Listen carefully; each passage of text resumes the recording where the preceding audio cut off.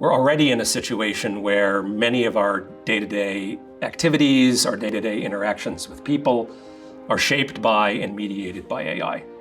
In addition to that, the pace of evolution of new AI algorithms is just getting faster and faster and faster. And really looking at the risks and rewards of those individual uses of AI is crucial to guiding us to a world where the net benefit is distinctly very positive. And I think that is a world we definitely, with the right attention, can get to.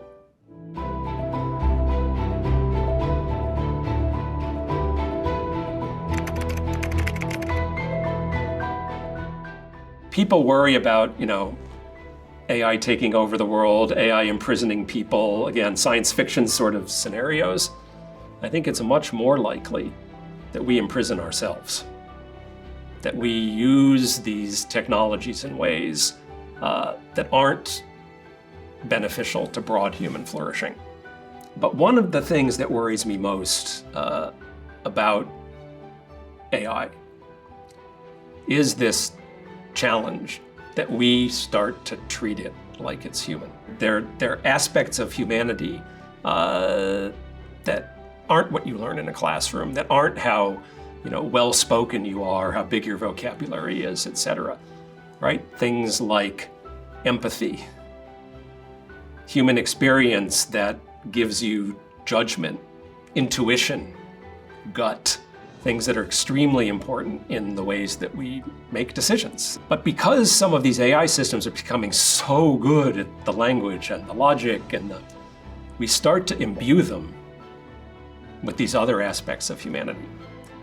And we start to believe and trust in them in ways that they don't really warrant. Do you really want advice on your relationships from somebody who has no sense of morality or faith or empathy? Or you wouldn't go to a human like that looking for that kind of advice. Why do we start to trust an AI this way? And so I worry that we're creating a sort of AI trap for ourselves.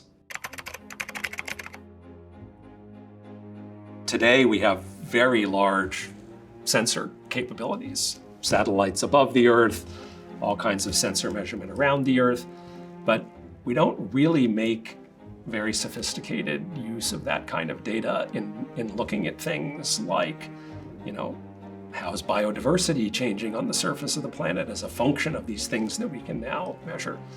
You can gather significant amounts of data, but then you need models that somehow understand, that tie human behavior back to the actual carbon impact.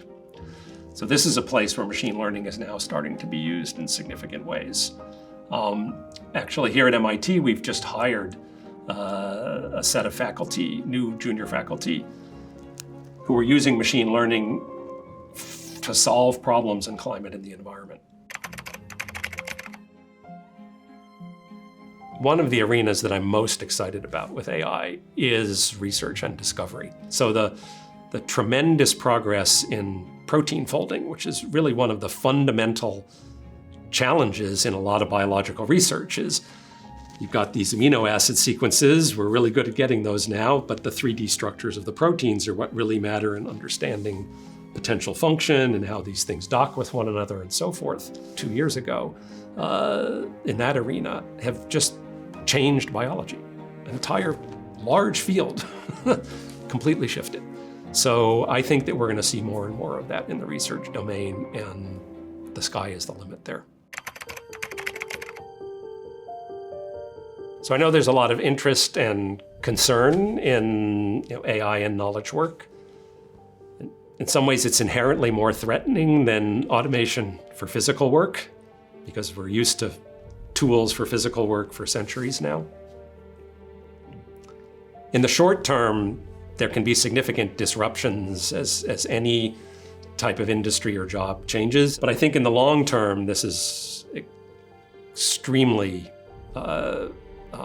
powerful set of things that can make people get much more reward out of their jobs. And I think we're starting to see that already with these tools that are there that are sort of, advisors to software developers. I sort of think of it as pair programming. You review it, just vastly improves the job.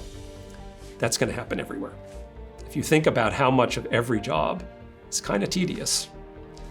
And the degree to which we can take those tedious pieces and have human supervision of the tedious piece rather than human performance of the tedious piece, it's going to be a game changer. Now, some people say, all right, well, as a result, that's got to decrease the amount of employment. Maybe. I think in the longer term, I don't think the data is there for that. We're remarkably good at figuring out new things that we ought to be doing that can provide new value as we get more efficient at older things. This is not just an academic question that we should be thinking about. We're already in a world where AI is impacting more and more of our daily lives. And the acceleration of the pace of innovation in AI research and development and the breadth of application of AI means that it's hard to even quantify the extent to which that's going to be true. That means that more of us need to be thinking about what are the positive forks and how do we ensure that we take those positive forks. That's companies developing AI, that's experts in AI, that's experts in the various domains where AI is being applied, that's the populace broadly, that's policymakers, elected officials. This is something that has to bring the collective together in developing this understanding.